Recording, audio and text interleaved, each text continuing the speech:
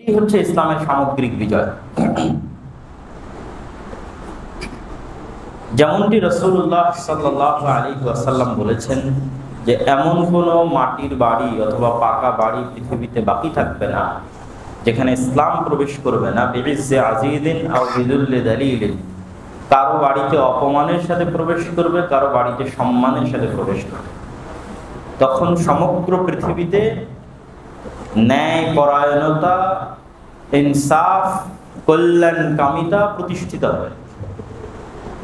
এত বেশি পরিমাণে ন্যায় এবং ইনসাফ প্রতিষ্ঠিত হবে যে পৃথিবী তার মধ্যে থাকা সকল নেয়ামত রাজি পৃথিবীর মানুষের জন্য উন্মুক্ত করে দেবে এবং আসমান থেকে আল্লাহ সুবহানাহু ওয়া তাআলার দয়া ব্যাপকভাবে বর্ষিত হবে, যেটি মূলত ঈসা আলাইহিস সালাতু ওয়াস সালামের সময় হবে। এবং এইরকম কল্যাণকর অবস্থা বিরাজ করবে 7 বছর। তো ওই যে ইসলামের সামগ্রিক বিজয়, এই সামগ্রিক বিজয়টা থেকে আমাদেরকে ভীতি প্রদর্শন করানোর মাধ্যমে, মিথ্যা প্রপাগান্ডা ছড়ানোর মাধ্যমে দূরে রাখা হয়। আপনি যে কোনো মিডিয়া খুললেই দেখবেন সেখানে যদি ইসলামী রাষ্ট্র ব্যবস্থার কথা আসে তাহলে তারা আপনাকে বুঝাবে, আপনার চেহারায়, আপনার মস্তিষ্কে একটা চিত্র দিবে যে ইসলামী রাষ্ট্র মানে এখানে রজম করে হত্যা করা হবে, ইসলামী রাষ্ট্র মানে এখানে চুরি করলে হাত কাটা হবে, ইসলামী রাষ্ট্র মানে এখানে নারীকে পর্দা করতে বাধ্য করা হবে, ইসলামী রাষ্ট্র মানে এখানে আপনাকে দাড়ি রাখতে বাধ্য করা হবে। অবশ্যই ইসলামী রাষ্ট্রে এই বিষয়গুলো থাকতে পারে, কিন্তু এই বিষয়গুলোকে সামনে আনার মাধ্যমে মানুষকে ভয় দেখানো হয়। তখন স্বাভাবিকভাবে আপনিও ভীত সন্ত্রস্ত হয়ে যাবেন। আপনিও ভাববেন আমার তো মুখে দাঁড়িয়ে নাই, তাহলে তো ইসলামী খেলাফত আসলে বিপদ। আমি তো 5 ওয়াক্ত নামাজ ঠিক মতো পড়তে পারি না, তাহলে তো ইসলামী খেলাফত আসলে বিপদ। আমি বা আমার ছেলে মেয়ে ঠিক মতো তো পর্দা করতে পারে না, তাহলে তো ইসলামী খেলাফত আসলে বিপদ। এই চেহারার বাইরেও, এই সমস্ত হুকুম আহকামের বাইরেও ইসলামী রাষ্ট্র ব্যবস্থার যে একটা কল্যাণকর দিক আছে, সেই দিকে কখনোই আপনার দৃষ্টি গোচর করানো হবে না। ওটি থেকে আপনাকে দূরে রাখা হবে। কে না আছে যে চায় না যে আমি যখন অফিস আদালতে যাব তখন কোনো প্রকার ঘুষ ছাড়াই আমার কাজটা হয়ে যাবে? কে চায় না? সবাই চায়। আমি ব্যবসা করব, আমার কাছে কেউ চাঁদা চাইতে আসবে না। আমি বাড়ি করব, স্থানীয় কোন নেতা তার কাছ থেকেই মাল নিতে হবে, তার কাছ থেকে ইট সিমেন্ট রড নিতে হবে, এই মর্মে আমাকে বাধ্য করতে পারবে না। আমি চিটাগাং পোর্ট দিয়ে মাল নিয়ে আসব, সেখানে আমাকে অবৈধভাবে অতিরিক্ত অর্থ চার্জ করা হবে না। আমার ছেলে মেয়েকে আমি পড়াচ্ছি, সে তার যোগ্যতা অনুযায়ী চাকরি খুঁজে নেবে, তার চাকরির জন্য আমাকে অতিরিক্ত অর্থ প্রদান করতে হবে না। আমার যত নাগরিক সুযোগ সুবিধা আছে, সকল নাগরিক সুযোগ সুবিধা আমি কোনো প্রকার বৈষম্য ছাড়া সমানভাবে পাব। যেমন কিছুদিন আগে ফেসবুকে দেখা গেল, গতকাল অথবা পরশুদিনের কথা, যে একজন পুলিশের অফিসার একজন আর্মির মেজরের কলার ধরেছে। পরবর্তীতে সে ক্ষমা চেয়েছে এবং তাকে হয়তো তার চাকরি থেকে বা কোনো অব্যাহতি যেটি হোক শাস্তির মুখোমুখি হয়েছে। তো একজন আর্মির মেজরের কলার ধরলে যা হবে, রাস্তার রিক্সা চালকের কলার ধরলে তাই হবে। এটা হলো ইসলামী রাষ্ট্র ব্যবস্থা।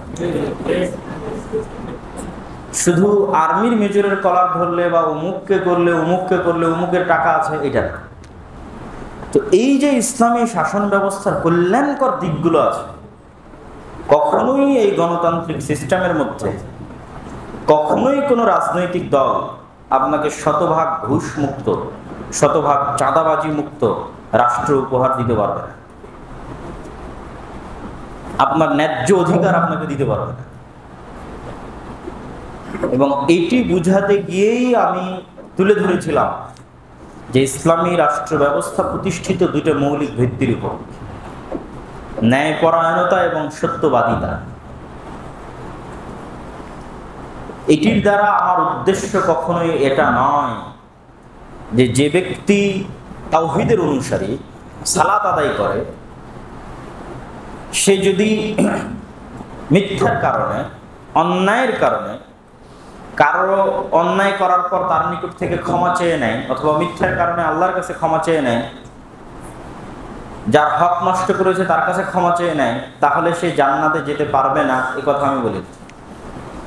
আল্লাহ ক্ষমা করে দিলে অবশ্যই তাওহীদ থাকার কারণে, সালাত থাকার কারণে একজন মানুষ জান্নাতে যেতে পারবে। কিন্তু ওই ব্যক্তিকে আল্লাহ কখনোই রাষ্ট্রের দায়িত্ব দিবেন না যে আরেক মানুষের সাথে অন্যায় করে মিথ্যা বলে। আল্লাহর দয়ায় তাকে রাষ্ট্র ক্ষমতায় বিজয় করবেন না, জোরপূর্বক যাওয়া সেটা ভিন্ন কথা। ইসলামের নামে, আল্লাহর নামে, আল্লাহর দয়ায় কেউ যদি মনে করে যে আমি রাষ্ট্র ক্ষমতায় যেতে চাই, তাহলে অবশ্যই তার মধ্যে দুইটা গুণ থাকতে হবে, সত্যবাদিতা এবং ন্যায়পরায়ণতা। এবং এই দুইটা ভিত্তির উপরেই ইসলামী রাষ্ট্র ব্যবস্থা প্রতিষ্ঠিত থাকে। কুলিল্লাহুম্মা মালিকাল মুলকি তু'তিল মুলকা মান তাশা ওয়া তানজিউল মুলকা মিম্মান তাশা। আল্লাহ বলছেন, এই পৃথিবীর সকল রাজত্বের মালিক আমি যাকে ইচ্ছা তাকে সাময়িক সময়ের জন্য ক্ষমতা দিই, আবার তার কাছ থেকে ক্ষমতা ছিনিয়ে নিই। ক্ষমতা নিয়ে নিই এটা নয়, ছিনিয়ে নিই। নাজরকে আরবিতে বলা হয় কোনো একটা লোহাকে যদি আপনি গরম করেন আগুনে, গরম করার পর কোনো একটা পশমের বা চটের কোনো একটা কিছুর মধ্যে লোহাকে ঢুকিয়ে শক্ত করে ধরে যদি লোহাকে টেনে বের করেন, তাহলে ওই পশমের বা ওই চটের যে ছাল বাকলা সহ উঠে আসবে, এটা হচ্ছে নাজা। তো আমি যাকে ইচ্ছা তাকে ক্ষমতা দেই, আর যাকে ইচ্ছা তার কাছ থেকে এইভাবে ছিনিয়ে ছাল বাকলা সহ ক্ষমতাকে বের করি। আপনি 36 দিনের আন্দোলন দেখেন, নাজা, যে আল্লাহ সুবহানাহু ওয়া তাআলা কিভাবে ক্ষমতা কেড়ে নেয় মানুষের কাছ থেকে, ছিনিয়ে নেয় কিভাবে। তো আল্লাহ হচ্ছেন চিরস্থায়ী একচ্ছত্র ক্ষমতার মালিক। 50 বছর আগে, 500, 1000 বছর আগে যারা ছিল, আর 550 বছর, 1000 বছর পর যারা আসবে, তাদের সবার কাছে ক্ষমতা অস্থায়ী। তো আল্লাহ সুবহানাহু ওয়া তাআলা তার এই একচ্ছত্র ক্ষমতা পরিচালনা করেন দুটো গুণ দিয়ে। আল্লাহ পরিচালনা করেন তার এই বিশাল ক্ষমতা, এক সত্যবাদিতা আর এক ন্যায়পরায়ণতা। এই জন্য আল্লাহ সুবহানাহু ওয়া তাআলা কোরআন মাজিদে যখনই বলেছেন আজিজুন হাকিম, আজিজুন মানে আমি মহাপরাক্রমশালী, মানে এমন কোন ক্ষমতাধর নাই আসমান জমিনের মধ্যে যে আমার কোনো কাজে কোনো বাধা দিতে পারে। কিন্তু আমি মহাপরাক্রমশালী, তাই আমার যা ইচ্ছা আমি তাই করব না। আমি হাকিম, আমি প্রজ্ঞাময়।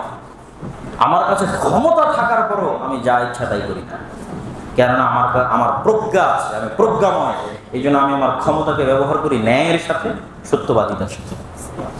তো আল্লাহ সুবহানাহু ওয়া তাআলা তার ক্ষমতা পুরো পৃথিবীতে যেইভাবে পরিচালনা করেন, আসমান জমিন এবং তার অন্তর্ভুক্ত যা কিছু আছে সকল কিছুকে তিনি ন্যায় এবং সত্যবাদিতার সাথে পরিচালনা করেন, নিখুঁত এবং নিপুণভাবে পরিচালনা করেন। হাল তারা মিন ফুতুর, আসমানে কি তোমরা কোনো ভুল ত্রুটি দেখতে পাও? মানুষের সৃষ্টিতে কোনো ত্রুটি দেখতে পাও? যখন যেভাবে যাকে দায়িত্ব দেওয়া আছে জান কবজ করার, যাকে দেওয়া আছে রূহ ঢুকে দেওয়ার মায়ের পেটে, যাকে দেওয়া আছে পানি বর্ষণ করার, যাকে দেওয়া আছে সূর্য ওঠানোর, যাকে দেওয়া আছে চন্দ্র ডুবানোর, সকল কিছু সুচারুরূপে নিখুঁত নিপুণভাবে সত্য ন্যায়পরায়ণতার সাথে আল্লাহ পরিচালনা করেন। এখন আমি চাচ্ছি যে আমি আল্লাহর নামে, আল্লাহর দয়ায়, ইসলামের নামে আল্লাহর দেওয়া ক্ষমতার অংশ হব। ক্ষমতা তো আল্লাহ দেয়। বিশাল মহাবিশ্বের এই ছোট্ট বাংলাদেশের অল্প একটু অংশের আমি ক্ষমতা চাই আল্লাহ সুবহানাহু ওয়া তাআলার কাছে।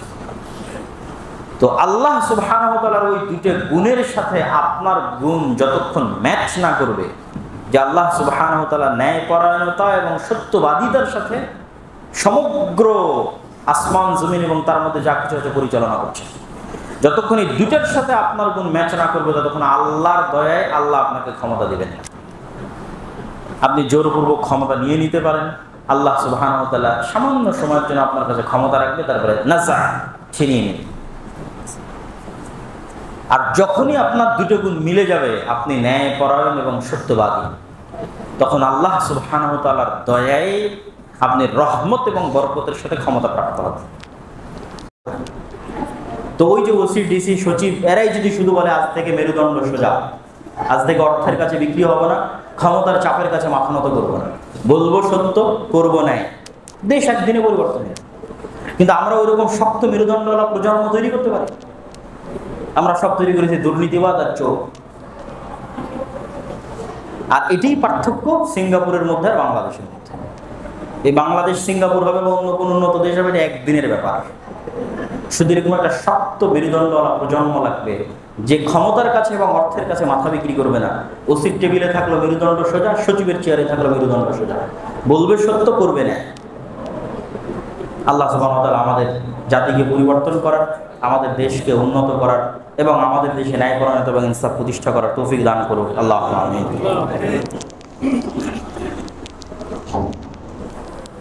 আলহামদুলিল্লাহ ওয়াহদা ওয়াসসালাতু ওয়াসসালামু আলা মান লা নাবিয়্যা বা'দা। সম্মানিত উপস্থিতি, আপনারা অবগত আছেন যে আমরা এই দাওয়াত সেন্টার থেকে বিভিন্ন ধরনের দাওয়াতি কার্যক্রম পরিচালনা করছি, আরও কার্যক্রম বাড়বে। এখন যে কার্যক্রমগুলো চলতেছে তার মধ্যে এখানে ধারাবাহিক জুমার খুতবা, যা বিষয়ভিত্তিক শাইখ আব্দুর রাজ্জাক বিন ইউসুফ প্রদান করছেন এবং করবেন। আজকে ওনার অনুপস্থিতির কারণে আমি এসেছি। আর প্রতি শনিবার বাদ আসর এখানে ধারাবাহিক কিতাব ভিত্তিক দার্স হয়, যে দার্সটা আমি দিই। এবং আমাদের বই আপাতত নির্ধারণ করা আছে কিতাবুত তাওহীদ, এবং এই বইটা যখন শেষ হবে তারপর পরীক্ষাও হবে। এই পরীক্ষার মাধ্যমে সার্টিফিকেটও দেওয়া হবে এবং প্রথম, দ্বিতীয়, তৃতীয় যারা স্থান অধিকার করবে তাদের জন্য পুরস্কারও থাকবে। যার 1 নম্বর পুরস্কার হচ্ছে প্রথম বিজয়ীকে উমরা করার সুযোগ দেওয়া হবে। বলেন আলহামদুলিল্লাহ। অতএব আগামীকালকের যে দার্স কিতাবুত তাওহীদের, এবং প্রতি সপ্তাহেই হচ্ছে, প্রতি শনিবার বাদ আসর, এই দার্সে আপনারা অংশগ্রহণ করার চেষ্টা করবেন। পাশাপাশি প্রতিদিন আমরা চেষ্টা করি এখানে বাদ মাগরিব একটা হাদিস পাঠ অথবা তাফসীর পাঠ থাকেই। আর আরও কিছু কার্যক্রমের ঘোষণা আসবে, কিছু কোরআন শিক্ষা বা ইত্যাদি যে কোর্সগুলো আছে সেই কোর্সগুলোর ঘোষণা আসবে। আর অচিরে আমরা এখানে, যদিও আমাদের মাস্টার প্ল্যান হচ্ছে আমরা এখানে একটা ইংলিশ মিডিয়াম ইসলামিক স্কুল গড়ে তুলব ইনশাআল্লাহ, যেখানে কম্বিনেশন হবে ইসলামিক শিক্ষার এবং আধুনিক শিক্ষার। তবে তার শুরুটা হয়তো আমরা আপাতত নভেম্বরের 10 বা 15 তারিখ থেকেই হিফজ এবং প্রি হিফজ এই সেকশনে আমরা ভর্তি নেওয়া শুরু করব। প্রি হিফজ বলতে যেটাকে স্বাভাবিক ভাষায় নুরানি, নাজেরা এই নামে বিভিন্ন মাদ্রাসায় চিনি, তথা হিফজের পূর্ববর্তী যে অংশটুকু। এবং সেখানে আমরা পার্ট টাইম এবং ফুল টাইম উভয় সিস্টেমই রাখবো। যে কোনো বাচ্চা হয়তো স্কুলে পড়ে, কিন্তু স্কুল কন্টিনিউ রাখার পাশাপাশি সে চায় 1-2 ঘন্টা এখানে এসে কোরআন শিখতে, সেই পার্ট টাইম সুযোগটাও আমরা রাখবো। আর ফুল টাইম যে পরিপূর্ণ পবিত্র কোরআন পরিপূর্ণ হেফজ করতে যায় তার জন্য সুযোগ থাকবে, তবে সবগুলোই অনাবাসিক। এবং এই বিষয়ে সার্বিক তথ্য দেওয়ার জন্য আমাদের আশা করব যারা দায়িত্বরত আছে তাদেরকে আমি সালাত শেষের সামনেই আসার জন্য বলবো, যে পিছনে ওই সাইডে না থেকে সামনেই যেন আসে। আপনারা আরও বিস্তারিত কোনো তথ্য জানতে চাইলে তাদের কাছে জানতে পারবেন। পাশাপাশি আমাদের মাসিক দাতা সদস্যদের একটি গ্রুপ আছে, যেখানে অলরেডি 70-80 জনের মতো যুক্ত হয়েছে। আমাদের টার্গেট অন্তত 300 জন আমাদের মাসিক দাতা দরকার, যারা প্রতি মাসে 1000 করে টাকা এই দাওয়াত সেন্টারের জন্য দান করবে। তো এটা আমি বলতেছি না যে আপনাকে করতে হবে, তবে আমি এটা বলতেছি যে আপনি না করলে এই সুযোগ হাতছাড়া হয়ে যাবে। কীভাবে হাতছাড়া হবে? কেউ না কেউ এটা করবে। এমনও মানুষ আছে যে এসে বলবে যে আমি একাই 50 জনের জন্য দিচ্ছি, তখন আপনি আর ওখানে অংশগ্রহণ করতে পারবেন। এই জিনিসটা আমি একজনের কাছে শিখেছিলাম। তিনি এক জায়গায় বলতেছিলেন এক অনুষ্ঠানে যে আমরা চাইলেও এখন আর কাবা ঘরের জন্য দান করতে পারবো না, আমরা চাইলেও এখন আর মসজিদে নববী তৈরির জন্য দান করতে পারবো না। তো একদিন হবে যেদিন আপনি চাইলেও এখানে অংশগ্রহণ করতে পারবেন। এটা হয়ে গেছে। যেমন আমাদের রাজশাহীতে বাইতুল হাম জামে মসজিদ হয়ে গেছে, আপনি চাইলেও আর ওখানে দান করতে পারবেন। শেষ। ওটা একটা ঐতিহাসিক প্রতিষ্ঠান, যতদিন আল্লাহ চাইবে ততদিন থাকবে। এখন বাইতুল হাম রূপগঞ্জ এখানে কাজ চলতেছে, বেসমেন্টে ঢালাই হচ্ছে, এখন আজকেও রানিং কাজ চলতেছে। প্রায় 10,000 মুসল্লি সালাত আদায় করতে পারবো এই পরিকল্পনা নিয়ে। এখন 3 ভাগের 1 ভাগের কাজ হচ্ছে, বিশাল এরিয়া। তো এই প্রজেক্ট একদিন শেষ হয়ে যাবে, কেউ না কেউ করবে, কিন্তু আপনি সেই দিন চাইলেও যুক্ত হতে পারবেন না। আপনি মনে করেন না যে আপনি না দিলে এখানে কেউ আসবে না বা চলবে না। এখানে আমরা আল্লাহর সন্তুষ্টির জন্য ইখলাসের সাথে কাজ করছি, এটার ব্যবস্থা আল্লাহই করে দেবে, এটা আমাদের শতভাগ আত্মবিশ্বাস আছে। কিন্তু আপনার জন্য এটা সৌভাগ্যের কারণ যে আপনি এরকম একটা নতুন একটা জায়গায় নতুন একটা উদ্যোগে আপনি সম্পৃক্ত থাকেন। তো সালাতের পরে এখানে আমাদের ভাইয়েরা থাকবে, দায়িত্বশীলরা সামনেই থাকবে। আপনারা যারা এই মাসিক দাতায় অংশগ্রহণ করতে ইচ্ছুক তারা অবশ্যই সামনে এসে নাম লেখাবেন। আর সালাতের পরে আপনাদের আশেপাশে যে কৌটাগুলো আছে সেগুলো যাবে, সেগুলো আপনারা বাম পাশ বা ডান পাশ থেকে ছেড়ে দিবেন। আমরা সংক্ষিপ্তভাবে আরবিতে কিছু দোয়া করে জুমার খুতবা শেষ করবো ইনশাআল্লাহ। সবাই রাসূল সাল্লাল্লাহু আলাইহি ওয়াসাল্লামের প্রতি দরুদ পাঠ করবে। ইয়া আইয়ুহাল্লাযীনা আমানু সাল্লু আলাইহি ওয়া সাল্লিমু তাসলিমা। আল্লাহুম্মা সাল্লি আলা মুহাম্মাদ ওয়া আলা আলি মুহাম্মাদ কামা